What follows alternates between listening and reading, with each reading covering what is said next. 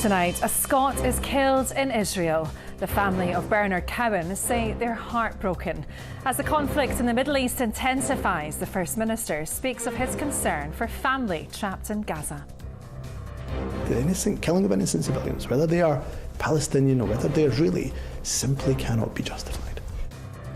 Also making the headlines, the search continues for a missing 77-year-old. 40 flood alerts remain in place as the clean-up gets underway. We hear from the 18-year-old boy promoting the joy of reading through a hide-and-seek project. And in sports, ahead of Scotland's Euro qualifier against Spain, coach John Carver hits out at disrespectful comments from the Spaniards' camp. I'm Kellyanne Woodland in Edinburgh. And I'm Emma Cameron in Glasgow. This is the STV News at 6.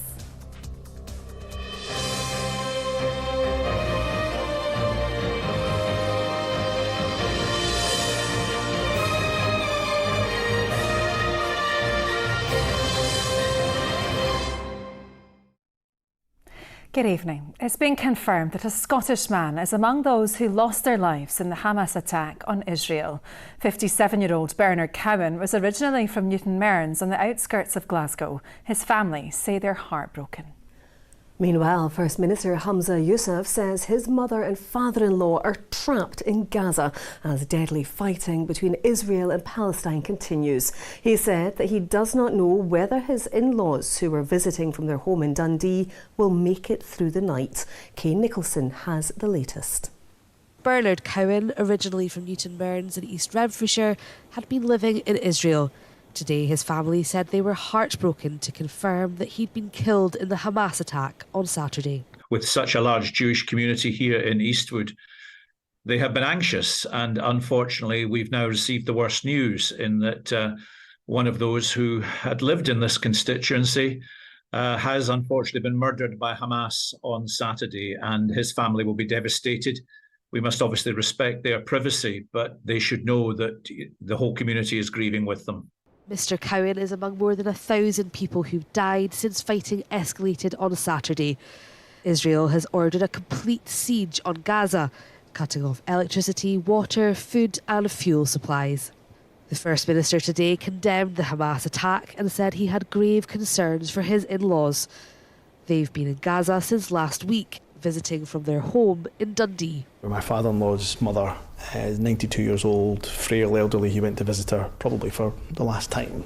And they're trapped in Gaza.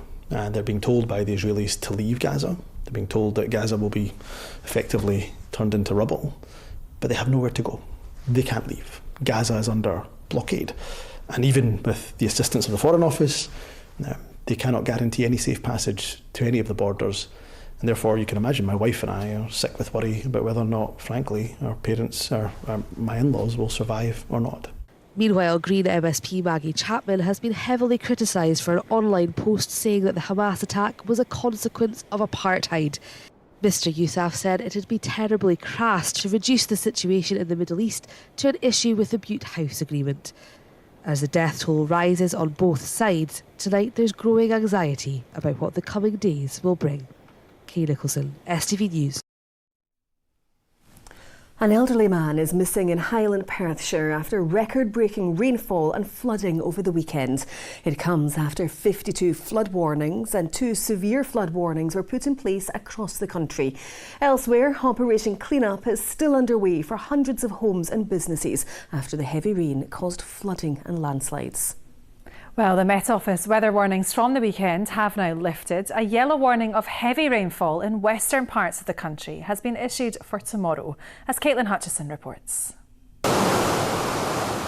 It's been a weekend of torrential rain and terrifying scenes.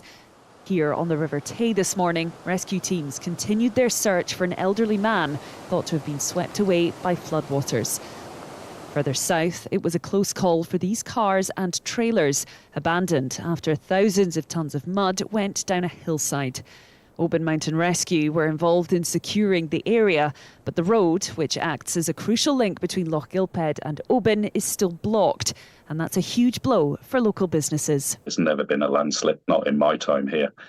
anything like this at all. This is new territory here. And the impact was immediate. I'm no longer full. I've literally got 3 rooms. That's if 2 of them turn up. So yeah, we could be next to empty tonight. I'm getting cancellations all through the week. We'll just have to write it off. And like I said, eventually we'll know what this has cost us. The council says it's working hard to clear the road network in Argyll and Bute. And Bear Scotland say one of their specialist contractors is assisting with the clean-up. Meanwhile, their teams have spent the day working on the 7 landslips on the A83. We've moved around about 9,500 tonnes of material in the last day or so. The big issue at the moment is tomorrow we are due to get another sort of 1 to 2 inches of rain, which is going to bring a new sort of fresh challenge. There is a possibility of recurring events, and then once we get through tomorrow, we'll have a much better idea of when we will be in a position to reopen the road. Elsewhere, the rain may have stopped in the central belt, but the effects of water damage are still being felt. Despite their best efforts to keep the rising waters at bay here in Greenock, this weekend's heavy rainfall proved too much for their limited defences. It's come both directions. It was flooded all here, and then you had water coming down. It was like streams on both sides of the street, coming down the sides of the pavements. So yeah, it was quite bad. There's a lot of still debris lying about, a lot of tarmac and stuff, a lot of mud and dirt. So yeah, it was a bit of a horrendous time. This was the inside of Luigi's chip shop on Saturday. Trying to clear everything was a bit of a disaster. It was unfortunately around the front and the back of the shop, so the whole shop had no chance. The worst case scenario goes through your mind. You don't know what's damaged, when you'll be able to open, when the water will start going down. That loss of earnings is huge, plus all the food that we had to dump and everything else. Because of the kind of equipment we have in here, some of it's into tens of thousands of pounds. I've not added it up. I think that would make me too upset, to be honest. And we're not out of the woods yet. More than 40 flood alerts are still in force, with another yellow weather warning in place for the west tomorrow. Caitlin Hutchison, STV News. Anas Sarwar is claiming Labour's by-election victory in Rutherglen and Hamilton West has changed the face of Scottish politics. Labour's newest MP was given a standing ovation at the party's conference in Liverpool. Shadow Chancellor Rachel Reeves pledged to rebuild Britain and that the party can be trusted with the economy. Here's our political editor, Colin Mackay. You would think that the obvious star of the Labour conference would be Sir Keir Starmer, but so far he's been a bit overshadowed by the winner of last week's by-election. On your feet for Scotland's newest Member of Parliament, Michael Shanks! Michael Shanks has become Labour's talisman at this conference. It's time for change. That change can't come fast enough, but one thing is clear from the result in Rutherglen and Hamilton West. There is no part of this country that Labour cannot win. On Thursday night, we made history and we changed the face of Scottish politics. The tectonic plates have shifted because the people of Rutherglen and Hamilton West have spoken for all of Scotland and sent a message to 2 failing governments. They want an end to the incompetence, an end to the chaos, an end to the division, an end to the politics which pits community against community, pits Scot against Scot, and puts the status quo before change. And they voted for change, and they voted for a party that will give Scotland its future back. Anas Sarwar's conference speech offered no new policies. It focused very much on the politics and winning. There is only one party of change, only one party that can transform lives, only one party that will make every corner of our country flourish. That party is Labour. Conference, change is coming. Let's go out there and win the future together. Thank you. And you can expect more focus on that Rutherglen and Hamilton West by-election result from Sir Keir Starmer tomorrow. Well, Colin is in Liverpool for us. So, Colin, the conference also heard from the Shadow Chancellor, Rachel Reeves. Again, she was bigger on the politics than the policy. She did, though, promise a COVID commissioner to investigate the botched government contracts during the pandemic. She promised a genuine living wage, although when I questioned her advisers afterwards, it seems that the only difference from what we have at the moment is that the Low Pay Commission would also take into account the cost of living. She said that the biggest risk to the economy of the UK is 5 more years of the Conservatives. In fact, she even made up her own word to deal with it. She's talking about securonomics just to prove that you can trust her with the economy. Now, tomorrow we'll hear from Sir Keir Starmer. He's going to talk about how Scotland can lead the way to a Labour government, hand him the keys to number 10. But he's also going to point out that to get there, they still have a lot of work to do to win over voters. OK, Colin, at the Labour conference in Liverpool, many thanks for it. The first woman to be appointed Chief Constable of Police Scotland has been formally sworn in today. Jo Farrell was previously in charge of Durham Constabulary, one of the smallest in the UK. She takes over a force which has paused recruitment of new officers in an attempt to save money and was branded institutionally racist by the previous chief. In a statement, she has agreed with that assessment. Here's our senior reporter, Gordon Cree. I do solemnly, sincerely and truly. This is the moment Jo Farrell became Scotland's Chief Constable, the fourth in the last decade. For her and the leadership team, steering the force into the future won't be easy. The second biggest police force in the UK is going to be a hard gig. That's just the nature of it. It's huge, it covers a huge geography, it covers very, very different communities. It is particularly politicised, and I think that makes it a bit of a poison chalice. But on the other hand, it makes it a great opportunity to make an impact, to take on a difficult role and to really turn things around. The new Chief Constable is taking over a force that her predecessor described as institutionally racist and discriminatory. Concerns have been raised too about sexism and misogyny. Clearly, tackling all of that will have to be a priority. So too will wrangling with the budget. The service has to save £19 million. It's already said recruitment of 200 new probationers is on hold, while several police buildings could be sold off. A priority has to be resourcing and police numbers. As the current operating model is totally unsustainable for police officers' welfare and for the communities they serve. There's not enough officers to answer the calls, never mind enough of them to attend the calls. The new Chief Constable wasn't available for interviews today, so we're likely to hear about her vision at the next Police Authority Board meeting at the end of November. Gordon Cree, STV News, Edinburgh. OK, let's take a look at other stories now. And ambulance crews have overwhelmingly backed strike action in a bid to secure rest breaks. 93% of GMB members voted to strike after warning their failure to get adequate breaks is putting patients at risk. A meeting between the Scottish Ambulance Service and the unions is expected over the next few days.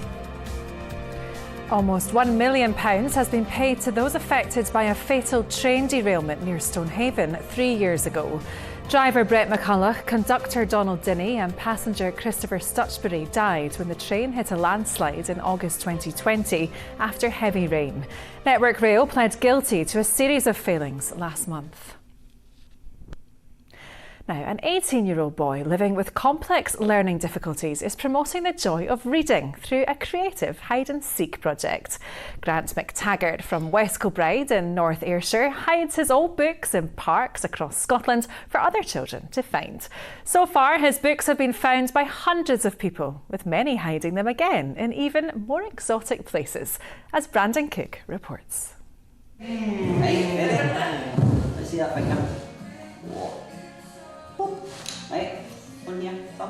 This has become a bit of a ritual for Grant, his family and team of carers. With the press of his finger, the 18-year-old, who has a range of complex physical and mental conditions, has signed off hundreds of letters which, along with a children's book, have been placed in a rainproof bag and hidden for someone else to find. We've got so many books that we didn't know what to do with, and we thought there's loads of kids that don't have any books, so perhaps maybe we could hide some of Grant's old books and see what happens. Look, let's go to there and we'll hide the book. What started as just a fun project near his home in West Kilbride has evolved into a nationwide book hunt. Those who find his packages are encouraged to post where they found it, read the book inside and then re-hide it somewhere else. Amazingly, Grant's books are now being found as far away as Cannes in the south of France, and if that wasn't glamorous enough, the Trevi Fountain in Rome. Wait, I see it, Mum! Oh! Closer to home, young Oscar and his family recently found one of Grant's books whilst out on a walk in Ayrshire. We saw Grant's note, didn't we? Mm-hmm. And we read it, and then we took the book out. And what was the book? It's also sent here. It's absolutely fantastic, isn't it? I mean, just the love of books in itself is a nice message to spread, and the fact that he's doing that, certainly for the people in the local area and for the kids to find, I think it's wonderful. After 4 years of hide and seek, Grant's family say there's no sign of slowing down. They hope to see many more books popping up across the world. For Grant, he's left school now, so this is something that we're trying to look at everything that Grant does and what his role in society is. And this is his kind of voluntary community work that he's doing. He's kind of giving back. As long as he's happy to continue, we've got the energy to keep finding new places to hide the books. Brandon Cook, STV News. Now, Raman's here with all the sport. Emma, thanks very much. Good evening to you all. Scotland assistant coach John Carver admits another famous result over Spain will be all the sweeter following what he describes as disrespectful comments from the Spanish camp after their Hampden defeat. The Scots take on Luis de la Fuente's side on Thursday night in their latest Euro qualifier, and Carver believes they can cause another upset.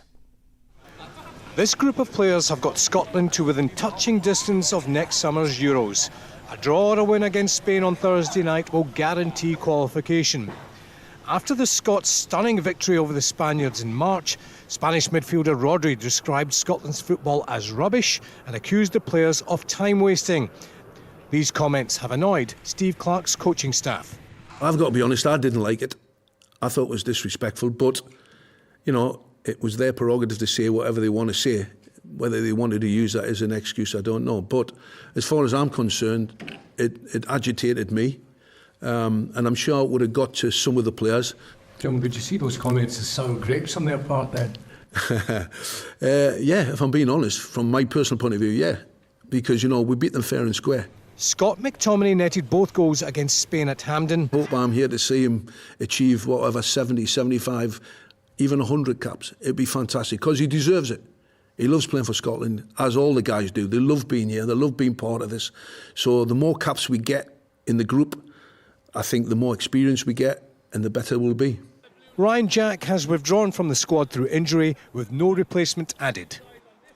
Rangers are stepping up their search for a new manager, with Chairman John Bennett and Chief Executive James Bisgrove conducting a final round of interviews in London this week. Yokohama Marinos manager Kevin Muscat, former Bruges boss Philippe Clement and AZ Alkmaar manager Pascal Janssen are amongst the candidates. Well, the Alberts club now sits second in the Premiership after their 3-0 win over St Mirren yesterday, and the players believe they can claw back Celtic's 7-point lead. Of course we're good enough. We had like 6-7 injury, so it was a hard time, like I said, but now people's gonna come back. We have to look forward, work hard, like I said. And you know, we're quite early in the league, so everything can happen. We just have to do our thing, to do our job on the pitch and look ourselves, take game after game and see what's going to happen. Now to the first Edinburgh derby of the season, and Martin Boyle has revealed Hibs boss Nick Montgomery had a few choice words to say to the players at half-time, while Hearts midfielder Cammy Devlin says the draw feels like a defeat. The Gorgie side were 2 up inside the hour mark thanks to an Alan Forrest strike and an own goal from Christian Doidge. But a double from Eli Yuan in the space of a couple of minutes meant the points were shared at Tynecastle. To rugby, and Gregor Townsend says Scotland have to change the way they develop young players to avoid falling further behind rugby's elite. The Scots were knocked out of the World Cup following their heavy defeat to Ireland on Saturday. Jamie Borthwick reports from France. Yes, it ended not with a bang but with a whimper. Scotland were outclassed here in Paris on Saturday night, and while Ireland go marching on to the last 8, for the Scots it's time for some reflection. They arrived here with their joint highest ever world ranking of 5th, but they leave France knowing that there's still a mighty gap between them and the very best. A bitter end to a campaign where Scotland came up short. That neighbouring Ireland could so comprehensively dominate the match was a sobering reflection on how far behind the Scots have fallen. I'd say the last 2 or 3 years, when you look at our age group, the amount of young players that are playing at pro level, that could be an issue if those players aren't coming through. So I know there's a lot of discussion in Scottish rugby how we do that better, and I'm sure we'll see changes or a renewed focus that we have to create better opportunities for our young players. It took Ireland to just over 60 seconds to set the tone for the deciding match. The world #1 side punished Scotland, who could only muster a brace of tries long after the result was a foregone conclusion.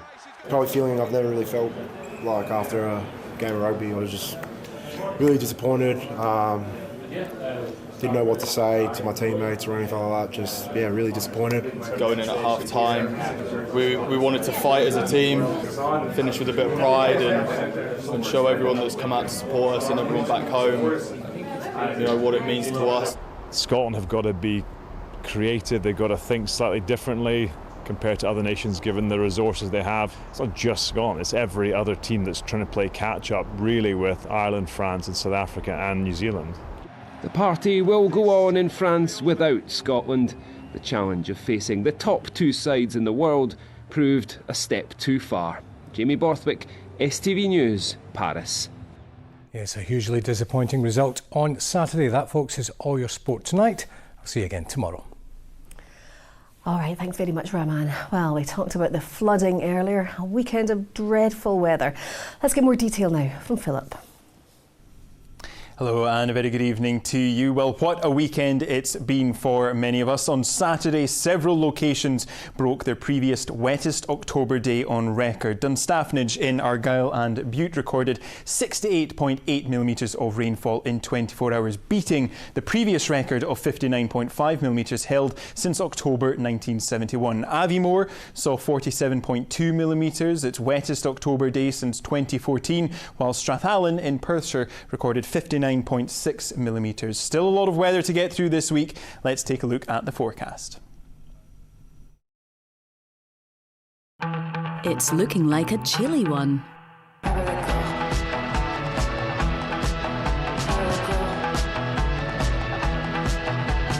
TUI sponsors STV Weather.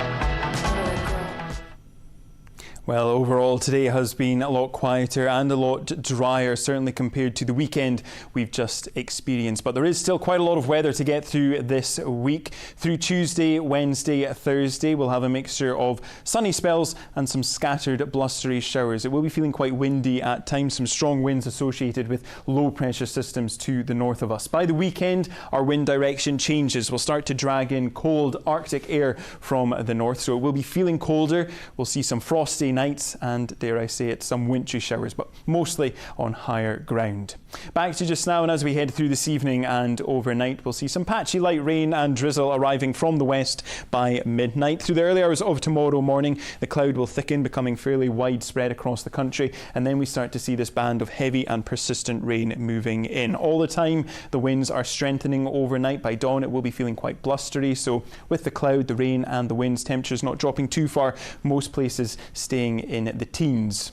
Now, looking ahead to tomorrow morning, that first band of rain will work its way northwards, but by afternoon it starts to return back on itself and will retreat southeastwards. So after a somewhat dry and bright morning, it will be turning wet and cloudy through the afternoon, with temperatures reaching highs of 18 degrees Celsius. Bye-bye.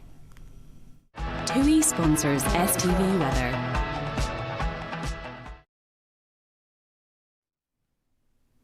Well, that's all from us for tonight.